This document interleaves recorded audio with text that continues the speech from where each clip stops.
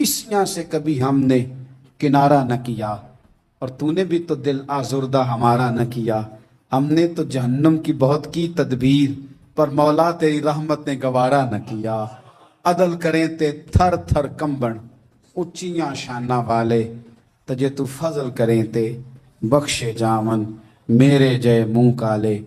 صحیح بخاری میں حضرت جریج کا ذکر فرمایا، جریج نفل پڑھ رہے تھے، ماں نے آواز دی، وہ آ نہیں سکے، نماز میں تھے، ماں ناراض ہو گئی، اس نے ہاتھ اٹھا کے کہا اللہ یہ اتنی دیر تک مرے نہ جب تک کسی بری عورت کا منہ نہ دیکھ لے۔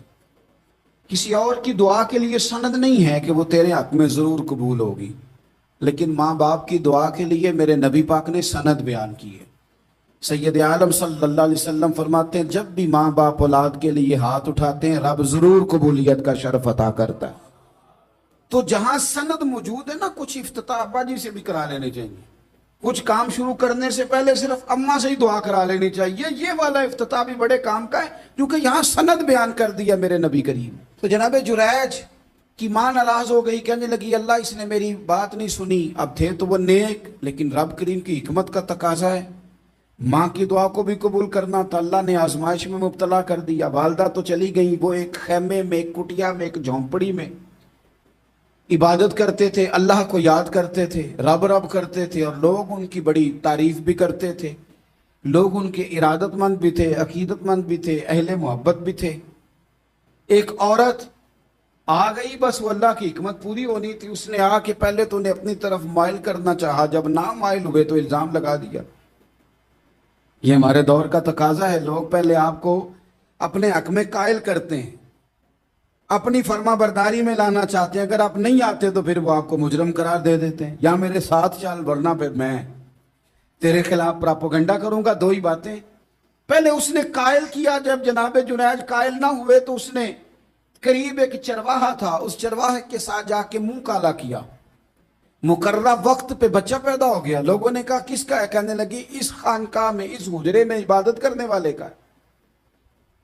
اگر کسی دیندار پر ذرا سا بھی الزام لگ جائے تو آپ یقین کریں کہ بڑے بڑے خوفناک لوگ بھی نیک ہو جاتے ہیں، جن کا اپنا سارا ماضی کالا سیاہ ہو وہ بھی اجالوں کے راہ پر بن جاتے ہیں، جن کی اپنی زبانیں ساری زندگی آلودہ رہی ہوں وہ بھی بڑے بڑے اعلیٰ سچ بولنے لگتے ہیں۔ اعلیٰ کچے میرے مکان کی دیوار کیا گری، لوگوں نے تو میرے صحن میں رستے ہی بنا لیے۔ بڑے لوگ آ جاتے ہیں پھر بڑا کچھ کرتے ہیں اور بڑے بڑے خوفناک جملے کستے ہیں، بس کو نقطہ جو ہاتھ آ گیا ایسا جیسے گرنے کا انتظار کر رہے تھے۔ اب جناب لوگ اٹھے، احتجاج شروع ہو گیا، شور پڑ گیا، یہ بابا بڑا نیک بنتا تھا، نفل پڑھتا تھا، عبادتیں کرتا تھا، دیکھو اس کا حال کیا ہے کہ اس نے ناجائز بچہ پیدا کیا۔ بغیر تحقیق کے میں کہہ چکا ہوں کہ الجھے الجھے بکھرے بکھرے روز و شب دیکھے گا کون، لوگ تیرا جرم دیکھیں گے سبب دیکھے گا کون، لوگ تیرا جرم دیکھیں گے سبب کوئی غور نہیں کرتا کہ وجہ کیا تھی۔ او بھائی کچھ تو مجبوریاں رہی ہوں گی، یوں ہی کوئی بے وفا نہیں ہوتا۔ الزام لگا دیا، شور ہوا، احتجاج ہوا، دنیا کٹھی ہوئی، ان کا انہوں نے حجرہ گرا دیا، مارا بھی، پیٹا بھی، ایک نیک آدمی کو بدنام بھی کیا، برا بھلا بھی کہا، گالیاں بھی دی، جو کر سکتے تھے کیا۔ اب جب سزا دینے لگے نا تو جناب جریج کہنے لگے تھوڑی سی اجازت دیتے ہو، مار تو تم نے دینا ہی ہے۔ کہا جناب ٹھیک ہے دیتے ہیں۔ انہوں نے کہا صرف 2 نفل پڑھنے۔ اب وہ نفل پڑھ رہے تھے تو لوگ اس وقت بھی کہہ رہے تھے فراڈ ہی کر رہا ہے، دھوکہ ہی دے رہا ہے، چونکہ ذہن بن گیا نا، بدگمانی آ گئی۔ انہوں نے 2 نفل پڑھ کے ہاتھ اٹھائے، کہا اللہ جانا تو میں نے ہے، پر اس رسوائی کے ساتھ جنازے تک نہیں خراب ہو جاتے، قبریں تک نہیں لوگ بدنام کر دیتے، کہ اللہ جانا تو ہے پھر اس رسوائی کے ساتھ، تو میری مدد فرما، اب تو میرا کیس تیری ہی عدالت میں ہے، تو رحمت کا دروازہ کھول۔ ہاتھ اٹھائے، دعا مانگی، نفل پڑھے، پورے مجمع پہ نظر دوڑائی، کوئی نہیں تھا سپورٹ کرنے والا۔ کل تک جو کہتے تھے نا تیرے لیے جیئیں گے، تیرے لیے مریں گے، ساری عمر ہی آٹا گدہ ہے، لکھاں کیتے نہیں پیڑے، اب وقت آیا ہی تے محمد بخشا کوئی نہیں ہو بیٹھا نیڑے، ایک بندہ بھی نہیں تھا، ووٹر سپورٹر ساتھ دینے والا کوئی نہیں تھا. تو جناب جنید بچے کی طرف اشارہ کر کے کہنے لگے کوئی نہیں بول رہا، تو ہی بول کے بتا دے تیرا باپ کون ہے، تو ہی بول کے بتا دے کون ہے. اللہ اکبر. میرا رب جب چاہے تو بچے بولتے ہیں، رب چاہے تو گونگے بولتے ہیں، رب جب چاہے تو پھر پتھر بھی بولتے ہیں.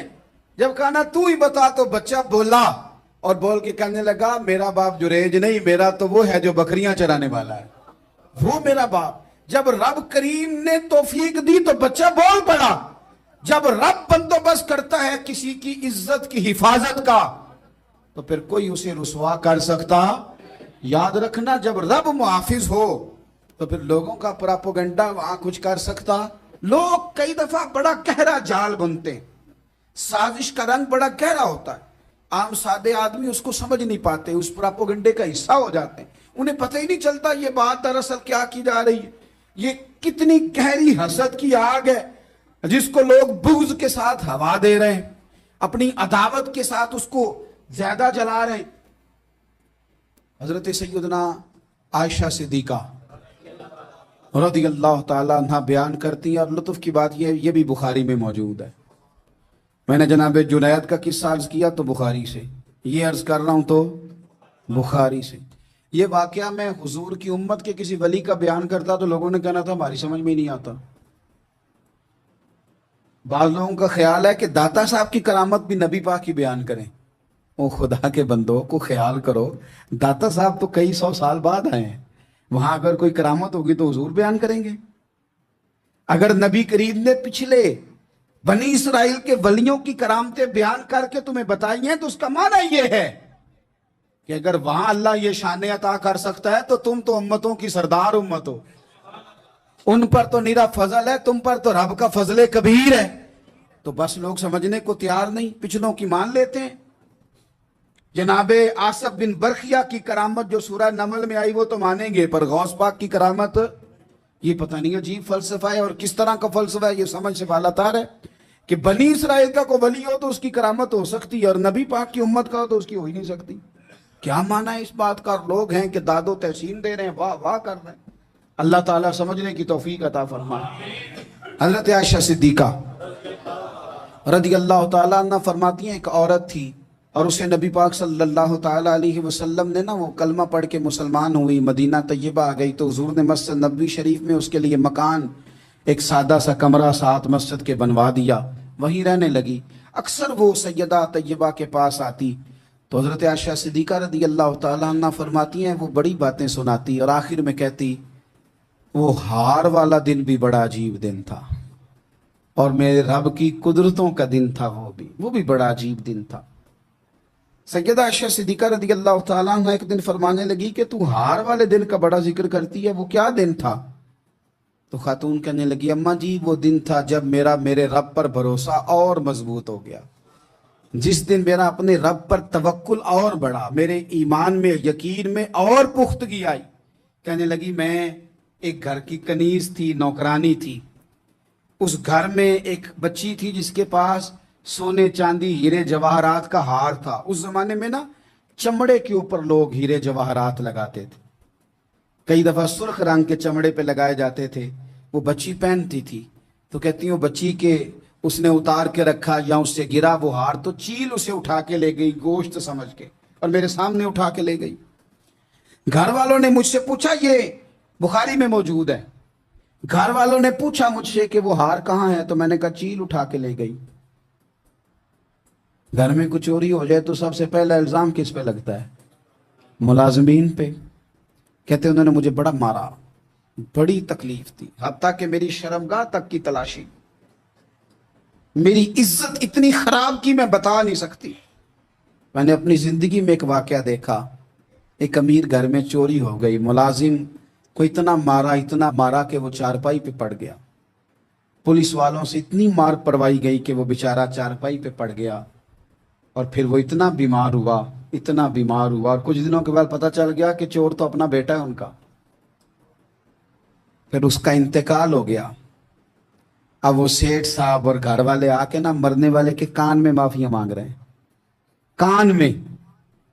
تو میں نے ان سے پھر کہا تھا کہ یہ تو اب چلا گیا ہے، تمہارا زور چلتا تھا نا، تو تم نے قانون خریدا اور تم نے اسے جتنا ہو سکا تم نے اسے مار پڑوائی، تمہارے پاس جو عدالتیں تھی تم نے وہاں کاروائی کی، اب ایک عدالت قیامت کے دن لگے گی۔ یہ کمزور تھا نا، کچھ کر نہیں سکا۔ میرے نبی پاک صلی اللہ علیہ وسلم نے فرمایا سن لو، اگر سینگ والی بکری نے بغیر سینگ والی بکری کو تکلیف دی ہوگی نا تو قیامت کے دن اسے بھی بدلہ دینا پڑے گا کہ تیرے پاس سینگ تھے اور تو نے اسے مارا تھا۔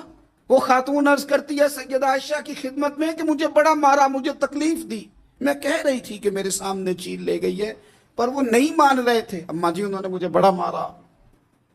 حضرت عائشہ صدیقہ کہتی ہیں پھر کیا ہوا؟ کہنے لگی اماں جی جب کوئی میرا مددگار نہ رہا، مجھے تکلیف دے رہے تھے، رسوا کر رہے تھے، تو میں نے اپنے رب سے مدد چاہی، میرے رب کی طرف میں نے توجہ کی، میں نے کہا مالک اب تو ہی میرا مددگار ہے۔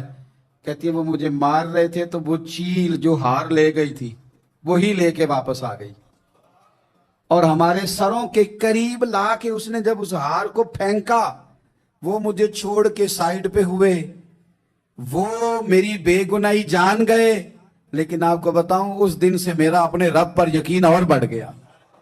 مجھے سمجھ آ گئی کہ جب انسان پورا ٹوٹ جاتا ہے اور جب کوئی چاروں جانب اس کا مددگار نہیں ہوتا تو رب تو ہوتا ہے نا، اللہ تو اس کا مددگار ہوتا ہے نا، وہ تو پھر اپنے اس بندے کی مدد کرتا ہے نا، پھر وہ تو توانائی دیتا ہے نا، وہ تنہا نہیں چھوڑتا، وہ تو آنسوؤں والوں کے آنسوؤں پہ بڑا کرم فرماتا ہے، وہ تو قسم پرسی میں آ جاتا ہے، اس کی رحمت بڑھ کے استقبال کر لیتی۔ تو بھائی جب آپ پر اللہ کی حکمت کے تقاضے پورے ہونے لگیں اور زندگی میں کبھی کوئی ایسا وقت آئے کہ آپ محسوس کریں کہ تنہا رہ گئے ہیں اور کئی اپنے بھی مخالفین کی جماعت میں نظر آنے لگے ہیں، تو اس وقت پھر دل، روح، زبان اور ذہن کو یکجا کر کے سمجھ لینا کہ جب ساری دنیا ساتھ چھوڑ جاتی ہے تو رب کی رحمتیں اس وقت بھی ساتھ رہتی ہیں اور اللہ کی مدد اس وقت بھی بندے پہ کرم نوازی کرتی ہے۔ ایک اور حدیث سنیں، لطف کی بات یہ ہے یہ بھی بخاری میں ہے، یہ بھی واقعہ بخاری میں ہے۔ اللہ اکبر۔ ایک شخص نے نا ایک بندے سے قرض مانگا، اس نے کہا مجھے قرضہ دو، وہ کہنے لگا کہ کتنا قرضہ؟ اس نے کہا 1000 دینار۔ دینار سونے کا ہوتا تھا، درہم چاندی کا ہوتا تھا، 1000 دینار چاہیے۔ اس نے کہا کوئی گواہ ہے تیرے پاس؟ غریب کا گواہ بھی کوئی نہیں بنتا، کبھی الجھ جائے نا کو بندہ تو کئی اپنے بھی کہہ دیتے ہیں کہ ہم اس کے قول فعل کے ذمہ دار نہیں ہیں۔ ایک غریب آدمی کو قرض کی ضرورت پڑ گئی، 1000 دینار چاہیے۔ میں کہہ چکا ہوں کہ درہم چاندی کا ہوتا تھا، دینار سونے کا، اب 1000 دینار لینا ہے۔ تو جس بندے سے اس نے کہا، اگرچہ وہ نیک بندہ تھا، اس نے کہا یار 1000 دینار دے دو، تو کہنے لگا کوئی گواہ ہے تیرے پاس؟ وہ کہنے لگا غریبوں کا گواہ کون ہوتا ہے؟ ہاں ایک گواہ ہے۔ کہا کون؟ کہا میرا رب، وہ تیرے اور میرے بیچ گواہ ہے۔ اس نے کہا کوئی کفیل، اگر تو پیسے نہ دے سکے تو وہ بعد میں دے دے، یا تجھے کچھ ہو جائے تو وہ دے دے۔ اس نے کہا کفیل بھی میرا اللہ ہی ہے، میرے پاس اگر ہے تو رب کریم کا نام ہے، اگر اعتماد کر سکتا ہے تو کر لے۔ بندہ نیک تھا، اس نے کہا رب کے نام پہ، رب کی کفالت پہ، اللہ کو گواہ بنا کے میں تیار ہوں تجھے 1000 دینے کو۔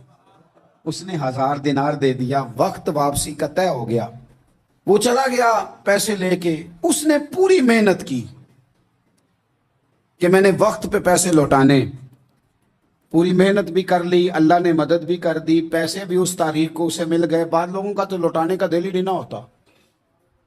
فرمایا حدیث پاک میں کہ تو لوٹانے کا ارادہ کر، رب تیری مدد بھی فرمائے گا۔ لیکن یہاں بہت سارے لوگ کہتے ہیں خیر ہے، ارادہ ہی نہیں، تو پھر جس طرح کا بندے کا گمان ہو رب بھی اسی طرح کا معاملہ فرماتا ہے۔ اس نے پیسے جمع بھی کر لیے اور واپس دینے کو تیار بھی ہو گیا، لیکن رستہ بحری جہاز کا تھا، کشتی کا تھا، دریا کے رستے واپس آنا تھا۔ اب وہ جب آ گیا دریا کے کنارے تو بڑی کوشش کی پر وہاں اسے کوئی کشتی نہیں ملی۔ وقت پہ پیسے لوٹانے ہیں، سفر کرنا ہے، اب سواری میسر نہیں ہے۔ سوچ سوچ کے پریشان تھا کہ میں نے تو اللہ کے نام پہ لیے، अचानक दिल में एक तजवीज़ आई, उसने एक लकड़ी ली, लकड़ी को अंदर से खोला, 1000 दिनार उसमें भरा, बुखारी पढ़ रहा हूँ, और साथ एक खत भी लिखा कि यार मैं पैसे पहुंचाना चाहता था पर मुझे कोई चीज़ नहीं मिली दरिया के उस पार आने, अल्लाह के नाम पर तेरी तरफ रवाना कर रहा हूँ। और ये कह के वो लकड़ी दरिया में रख दी। वो लकड़ी डूब गई है, वापस आ गया। वो जिसने पैसे लेने थे वो ऐन मुकर्ररा वक्त पर दरिया किनारे आया। सुबह से सरे शाम तक उसने इंतजार किया। दिल ढलने लगा तो दिल में ख्याल आ गया कि यार नहीं, उसने देने ही नहीं, झूठा वादा कर गया, पहुंचा ही नहीं वक्त पे। अब जब वापस लौटने लगा तो अचानक दरिया में एक लकड़ी तैरती हुई दिखाई दी। कहने लगा ले जाता हूं, शाम को रोटियां पकाने के काम आएगी, ईंधन बना के जला लूंगा, हंडिया पक जाएगी। लकड़ी उठा के जलाने के लिए घर लाया। गुमान था कि वो नहीं आया वादा करके, अल्लाह को कफील और वकील बना के और गवाह बना के फिर भी नहीं आया। लकड़ी लेके घर गया, बुखारी है, और जब उसको चीरा ना कि मैं इसकी आग जलाऊंगा, खोला तो अंदर से 1000 दिनार भी निकल आया, खत भी निकल आया। अब जरा समझना, उसके दिल में बात किसने डाली कि तू लकड़ी में पैसे डाल दे? अल्लाह ने। उस बंदे को मुकर्ररा वक्त पे किनारे भेजा किसने? लकड़ी सिर्फ उसी के हाथ आई तो ये बंदोबस्त किया किसने? अल्लाह ने। घर जाके चीरी तो पैसे बाहिफाजत उस तक पहुंचाया किसने? तो फिर हमें भी तवज्जो अल्लाह की जानिब भी करनी चाहिए। हमारे पे दिल की तवज्जो रब की तरफ ही होनी चाहिए ना। हमें इधर उधर जाने की, देखने की, बंदों पर गौर करने की जरूरत क्या है? वो पैसे पहुंच गए, ये वहां अपनी जगह पे परेशान था, इसने 1000 दिनार और जमा किया। फिर दोबारा एक दिन दरिया किनारे आया, कश्ती मिल गई, बैठ के अपने उस भाई के पास आया, कहने लगा देखना मुझ पर बदगुमान ना होना, पैसे उस तारीख को भी जमा कर लिए थे, दरिया पे आया था पर कश्ती नहीं मिली थी, फिर मैंने ना लकड़ी में डाल के, खत डाल के तेरी तरफ भेज भी दिए थे, लेकिन आज मैं फिर लेके आ गया हूं। वो कहने लगा खुश हो जा, जिस रब को तूने मेरा और अपना गवाह बनाया था उस रब ने मेरे तक पहुंचा भी दिए हैं। जब लोग अल्लाह को गवाह बनाते हैं, रब की जानिब अपनी तवज्जो करते हैं, अपनी चाहतों, ख्वाहिशात और अपनी सारी चिट्ठियां अपने रब करीम की रहमत की तरफ रवाना करते हैं, फिर अल्लाह अपने बंदों को मायूस नहीं करता। कुरान मजीद सूरह मरियम, अल्लाह तबारक व तआला ने अपनी कुदरत कामिला का इजहार करना है कि रब चाहे तो बगैर बाप के भी औलाद पैदा कर देता है। लेकिन जिस जगह से इस कुदरत का इजहार हो रहा है, जिस जरिए से लोगों तक ये बात पहुंच रही है, उसके बारे में लोग क्या ख्याल बनाएंगे, क्या ज़हन बनाएंगे, ये भी एक पूरी दास्तान है। हज़रत मरियम रदी अल्लाह ताला अन्हा को अल्लाह तबारक व तआला ने बगैर बाप के जनाब ईसा अलैहिस्सलाम अता फरमा दिए। अब इस बात को जब लोगों के सामने पेश किया जाएगा, लोग क्या राय देंगे, ये भी तो एक मुश्किल काम है ना। वो खातून, वो पाकबाज औरत जिसने अपनी जिंदगी के सारे औकात ही अल्लाह के घर मस्जिद में गुजारे, जिसकी माँ पाक है, बाप पाक है, खानदान पाक है, उस खातून को बगैर बाप के जब गोद में बच्चा लेके लोगों के सामने जाना है तो किन रवैयों का सामना करना है, ये आप समझ सकते हैं। मेरे शायर ने कहा था कि उलझे उलझे बिखरे बिखरे रोज़ो शब देखेगा कौन, लोग तेरा जुर्म देखेंगे सबब देखेगा कौन। लोग तो ज़ाहिरी हालात को देखते हैं, फैसला कर देते हैं, सबब क्या हुआ था, वजह क्या बनी थी, तस्वीर का दूसरा रुख क्या, इस पर तो गौर ही कोई नहीं करता। और फिर मखलूक तो फनकार है इस दर्जा के पल भर में, संगे दरे काबा से भी असनाम तराशे, तुम कौन हो क्या चीज है दागे कबाबी। लोगों ने तो मरियम पे भी इल्जाम तराशे, बड़े बड़े बाइज्जत बावकार लोग, और जरा सा कहीं कोई नुक्ता लोगों को नजर आता है तो लोग उस नुक्ते को बहुत बड़ा किस्सा बना लेते हैं, बहुत ज्यादा दास्तान सराई करते हैं, नेक लोगों को बड़ी तकलीफ पहुंचाते हैं। लेकिन अगर वो शख्स सच्चा है और अपने रब की बारगाह में वो साफ है तो फिर उसे ज्यादा वजाहतें देने की जरूरत भी नहीं। और वैसे भी जब लोग बहुत ज्यादा मुखालफत कर रहे हों तो वजाहतें देना काम भी नहीं आता, उस वक्त सफाई दे के इंसान मजीद उलझता चला जाता है। हजरत मरियम की गोद में जनाब ईसा अलैहिस्सलाम तशरीफ ले आए तो जनाब मरियम को हुक्म था कि आपने बोलना ही नहीं, आपने बात ही नहीं करनी, आप खामोश रहें। वो खामोश हैं, بچہ پنگوڑے میں ہے، قوم کے سامنے ہے، تو قوم بڑے سخت نظروں سے دیکھتی ہے، بڑے سخت جملے کہتی ہے۔ اور انہوں نے کہا کہ مریم یہ بچہ کہاں سے آ گیا، آپ بھی نیک، آپ کا باپ بھی نیک۔ تو جناب مریم نے کیا کہا؟ قرآن مجید سورہ مریم کی آیت نمبر 29 دیکھیے، فَأَشَارَتْ إِلَيْهِ۔ تو جناب مریم نے نا پنگوڑے کی طرف اشارہ کیا، جناب عیسیٰ کی طرف اشارہ کیا، توجہ ادھر کی، فَأَشَارَتْ إِلَيْهِ، بچے کی طرف اشارہ کیا، گویا اس سے پوچھ لے تو قوم کیا کہتی ہے؟ انہوں نے کہا قالوا کیف نکلم من کان فی المہد صبیا، یہ کیسے بات کرے گا، یہ تو پنگوڑے میں بچہ ہے۔ پنگوڑے میں بچے بھی کبھی بولے ہیں؟ وہ بولتے ہیں بھائی، پر جب رب چاہے، اور جب اللہ اپنے بندوں کو صاف کرنا چاہے، اور جب رب اپنے بندوں کی عزتوں کا محافظ بنے تو بچے پنگوڑوں میں بھی بولتے ہیں۔ جناب یوسف کے لیے بھی بولا تھا، جناب عیسیٰ بھی پنگوڑے میں بولے تھے، جناب جریج کے لیے بھی بولا تھا۔ بچے بولتے ہیں، لیکن کب؟ جب رب چاہے۔ کیسے بولے گا، یہ تو پنگوڑے میں ہے۔ لیکن جب انہوں نے دیکھا نا بچے کی جانب، آپ نے منہ سے نہیں کہا، وہاں تو حکم تھا چپ رہنا ہے، وہ خاموش تھی، پنگوڑے کی طرف اشارہ کر کے کہا اس سے پوچھ لو جو پنگوڑے میں ہے۔ تو جناب عیسیٰ پنگوڑے سے بولے اور سیدھے ہاتھ کے اشارے کر کر کے بولے، کیا کہتے ہیں؟ فرمانے لگے قال انی عبد اللہ۔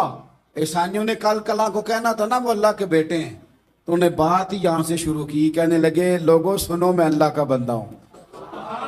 بات شروع یہاں سے کی، جو کل بات ہونی تھی آج اس کا اظہار کیا، کہنے لگے انی عبد اللہ، میں اللہ کا بندہ ہوں، آتانی الکتاب، مجھے کتاب دی گئی ہے، وجعلنی نبیّا، اور رب نے مجھے نبی بنا کے بھیجا ہے۔ 10 منٹ پہلے جناب مریم کے بارے میں رائے لوگوں کی اور تھی، اور 10 منٹ کے بعد اور تھی۔ 5 منٹ پہلے باتیں اور تھیں، اور 5 منٹ کے بعد باتیں اور تھیں۔ جب رب بندوبست کر دے، جب اللہ اہتمام کر دے، میرے بھائی ضروری تو نہیں کہ ہم پریشان ہی رہیں کہ یار یہ کام میں نے کیا نہیں، میرے کھاتے ڈال دیا گیا، یار اس جرم کا میں مجرم ہی نہیں اور میرے منہ پہ سیاہی ملنے کی کوشش کی جا رہی، یہ میرا کھاتا ہی نہیں اور لوگ مجھے تکلیف دے رہے ہیں۔ ضروری نہیں کہ آپ ہی وضاحت کریں، میرا رب بھی بندوبست فرما دیا کرتا ہے۔ اور جو اہتمام اللہ کرتا ہے نا، جو بندوبست رب کرتا ہے، آزمائش آ جاتی ہے، بڑے بڑوں پہ آ جاتی ہے، لیکن بعض اوقات بڑی تکلیف ہوتی ہے جب اس بندے کو لوگ کٹہرے میں کھڑا کر دیں جس کا جرم ہی کوئی نہیں، اس شخص سے لوگ سوال جواب شروع کر دیں جس بیچارے کے خیال میں بھی وہ بات نہیں، پھر وہاں وضاحت دینا، نہ کردہ گناہوں کی وضاحت دینا، یہ بڑا بوجھ بنتا ہے، بڑی تکلیف ہوتی، اور لوگ کرتے ہیں یہ کام۔ پھر اللہ تعالیٰ جب بندوبست فرمائے، اللہ اپنے بندوں کو نواز دیتا ہے، اللہ تبارک و تعالیٰ اپنے بندوں پہ کرم نوازی کرتا ہے۔ او سنگیو، ساری امیدیں سیٹھوں، نوابوں، دنیا داروں سے کیوں وابستہ کرتے ہو؟ ساری توجہات کا مرکز کیوں ان لوگوں کو بناتے ہو جو تمہیں دنیا میں مضبوط نظر آتے ہیں؟